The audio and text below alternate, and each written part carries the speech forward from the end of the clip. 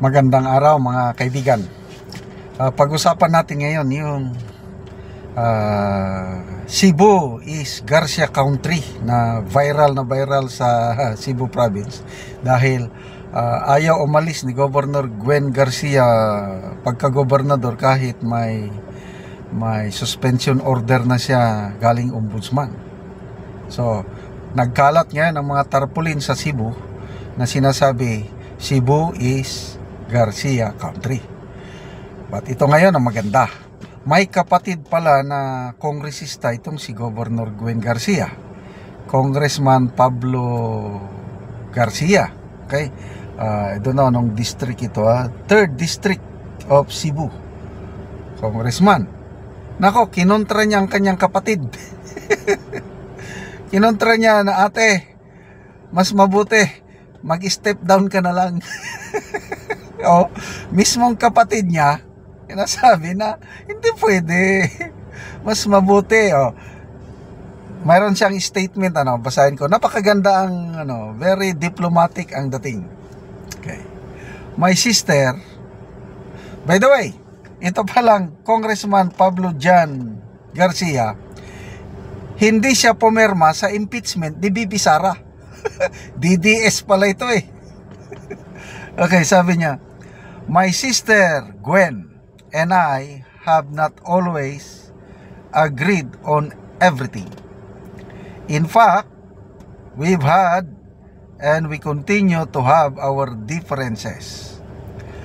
But no one, and certainly not I, can doubt that she has done a lot for Cebu. And no one can deny the extraordinary work and service she has done for our dear province. Di ba? Ang ganda ng pasakalya niya eh. Pinupuri pa niya. She continues to have my unwavering support as candidate for governor of the province of Cebu. Siyempre kapatid eh. Like all other storms in her remarkable life, this is something I am confident she will weather, and one from which I am convinced she will emerge victorious. Mananalo. Okay? My hope and my unsolicited advice is that she comply with the ombudsman's order, reserving all legal arguments and remedies for future pleadings and actions in the courts. I wish that she will use this time that the ombudsman orders affords her to do what she does best, to circle the whole province, reach out to all Cebuanos, press the flesh and win the hearts and minds for herself and for our beloved party, One Cebu. Ang galing! Diba? Ito ang tunay na kapatid. Saludo ako dito kay Congressman Pablo Jan Garcia. Binasa ko ang mga comments, dalawa silang kongresista na hindi pumirma. Congresswoman Delmar yung isa. So kung hindi siya pumirma, it speaks of his character. Kasi karamihang pumirma, alam nyo na, yung haka-haka, I don't know, wala namang prueba, kailang maraming tumanggap ng pondo. So ito, Congressman Pablo Jan Garcia, hindi siya pumirma. I don't know kung nakatanggap ba siya o hindi.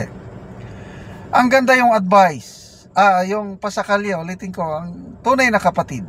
Naniniwala siya, mananalo ang kanyang kapatid. Naniniwala siya na maraming nagawa ang kanyang kapatid. Kaya lang, ate, mas maganda, sundin mo yung ombudsman order. At gamitin mo itong opportunity mo ito dahil hindi na siya governor, wala na siyang tulubagon kung sa Bisaya. Wala na siyang responsibility dahil hindi na siya governor eh. So, ikutin ang Cebu. Tapos, siya mismo na ang na win the hearts and minds of the Cebuanos. O di ba? Hassle free. So ngayon, kapito ko siya, hindi siya alis. Nagsalita na ang Palace Press Officer. I hope totoo ito yung sabi ni Palace Press Officer Castro na hindi daw makikialam ang Pangulo sa suspension order ni Governor Gwen Garcia. But nakakaduda kasi nauna nang nagpahayag ang Pangulo na sabi na igalang nyo naman ang igalang nyo ang opisina ni Governor Garcia. Yung timing niyo parang pinupolitika nyo.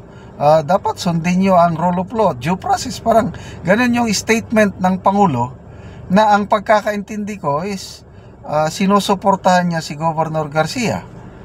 Tapos mamaya sasabihin ng kanyang spokesperson na hindi daw makikialam sa suspension. Bakit nagpahayag pa siya ng statement? Di ba pabago-bago? Magulo. So, dali, magbasa muna tayo ng mga comments. To me, this is good news. I don't know kung papakinggan ni Governor Garcia ang payo ng kanyang kapatid. Christy Idihayar, sabi niya, Cebu District, time to change leadership from Congress to governorship.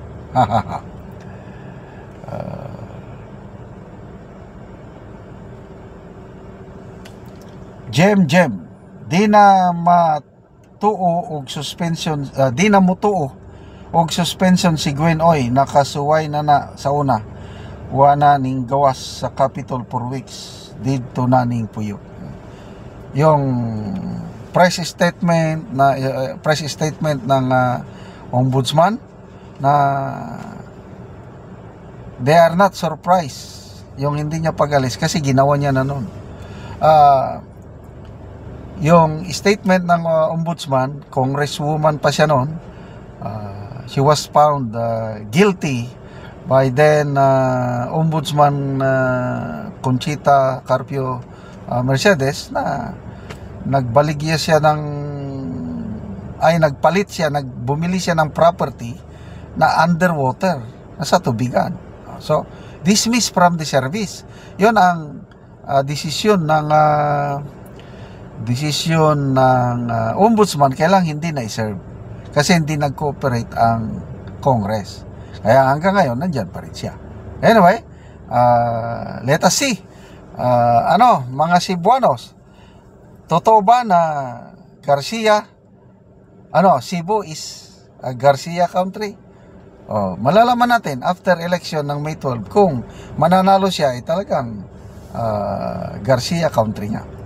Okay, salamat mga kaibigan sa inyong pagsubaybay sa ating channel. Nakakatulong kayo ng malaki sa Tribong Talandig dahil ang sweldo natin sa channel na ito is itinutulong natin sa tribo. Namimigay tayo ng mga libreng yero at pako para ma-repair ang sira-sirang bahay ng Tribong Talandig. Panoorin nyo ang video na ito. Karon mao na pod ni ang among nakita nga balay na kuan lang kugon lang ang atop o kini na pod ang among tabangan og yero. So mao na gid ni ang itsura sa balay nga kagubaon na gyud.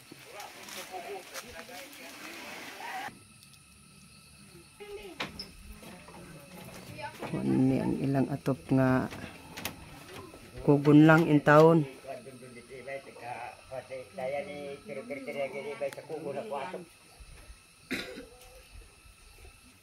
Wala ni ang itsura sa ilang yero.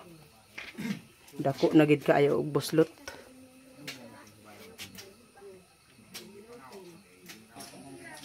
So karon ate manguha na ka og kahoy kay matagaan na ka ate og lansang pako plinsin og sin para nga makabalay ka og bag-o.